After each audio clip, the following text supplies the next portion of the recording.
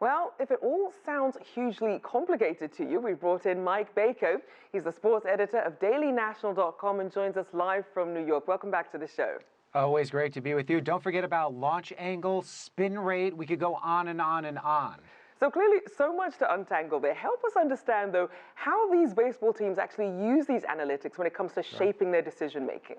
Well, I think what you have to do is look at the two teams that are in the World Series right now. You have really diametrically opposed teams. You have the Washington Nationals, who really rely not too much on stats and analytics. They're more of a traditional scouting team from the top down, from their GM, Mike Rizzo, down. Then you look over at the Houston Astros, and they have really turned the corner and really gotten to the next level in terms of using not only analytics, but using technology to help their players and identify their players. So as where other teams, you may remember the phrase Moneyball, where you're analyzing the stats, trying to find undervalued players and sell off overvalued players. What the Houston Astros have been able to do is take those statistics, but also use a technology element to identify players and identify what they do well, meld that with the statistics, and get buy-in not only from the coaches, but from the players to take it to the next level. They've certainly done that after many, many years of being one of the worst teams in the league. Now, given the range of metrics available, how much money goes into this process,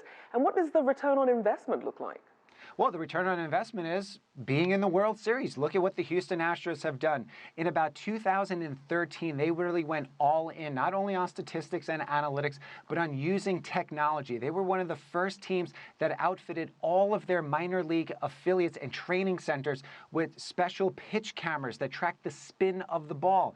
They were watching batting practice and seeing where the players were hitting the ball and how high and at what angles they were hitting the ball. So what they were able to do is find undervalued players. Look at a guy like the ALCS MVP, Jose Altuve, 5'7". He went to an open tryout. They identified him as a player, honed his skills, taught him launch angle was the way to go. Here's a guy that's 5'7", hitting over 20 home runs a game, hitting one of the most memorable home runs in baseball history. So the Houston Astros were able to invest millions of dollars for potentially billions of dollars in return in terms of team value, winning on the field, TV contracts, fans in the stadium. So then how does the use of metrics in the US compare with other huge international sports like football or rugby, or even when it comes to Olympic training?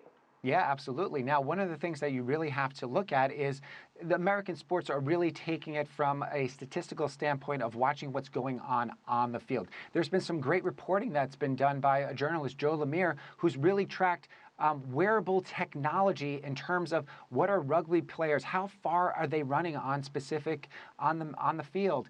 When it comes to Olympic athletes, when it comes to tennis athletes, they're really watching how are they making the most use of their professional time on the court and on the field. So whereas U.S. North American teams are looking at the stats, how do we analyze the stats? How do we look at all this data? Some of the other sports, and one of the new trends that certainly is going to be happening, is how do we track the actual athletes to make the most of their time in terms of training and time on the field. So it's a very interesting field, and the teams that are able to corner that market are really going to show, to be the growth teams in the future. Now, Mike, when this technology first started to become more prevalent, a lot of critics said it was ruining the spirit of the sports, that if sports become more about calculations, how much room does that leave for unexpected underdogs who might excel, even when the numbers say that they shouldn't?